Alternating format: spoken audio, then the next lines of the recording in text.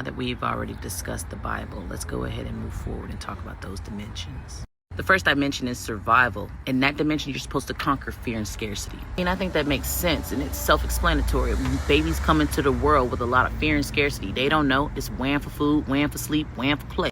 2D, victimhood, shame, and guilt. At this level, you're supposed to learn that pain is a teacher. This is why you kept hearing me say things are not being done to you, but through you. Stay with me. The third dimension is desire and personal power.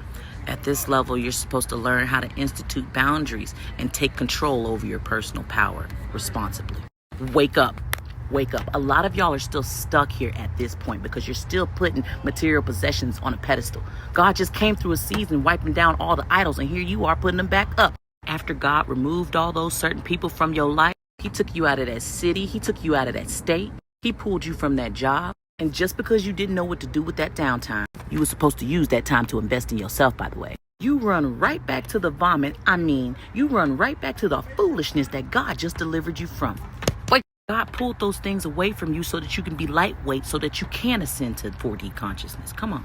Now, let's say you were smart and wise and you paid attention to the seasons and you were able to drop some of those 3D conscious things and you ascended to 4D consciousness. At this point, the world has showed its ugly butt. You don't want nothing to do with it. All you want to do is be mission critical focused. That's it. At the 4D, you start to awaken. You start to have questions and more curiosity as to what's going on in this world. You start to look for the truth in things, okay?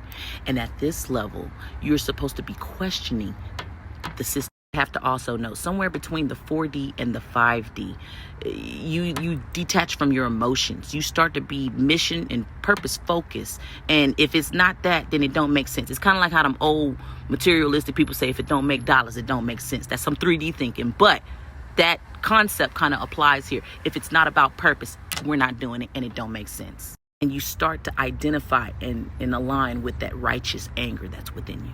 At the 5D, you learn about compassion and love. At this level, you learn to mend and heal relationships. You become that healer that you're called to be. Now, in this video, I'm only going to cover the first 5. And the reason for it is because I want to touch on this before this video ends. Y'all remember in VBS, they used to share this little picture here.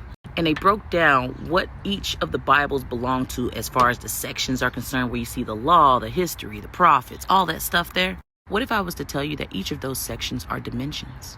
If I was to tell you that our consciousness floats in between those dimensions based on our season, meaning one year I could be homeless and the next year I'm elevated in my purpose. I want you to chew on that thought until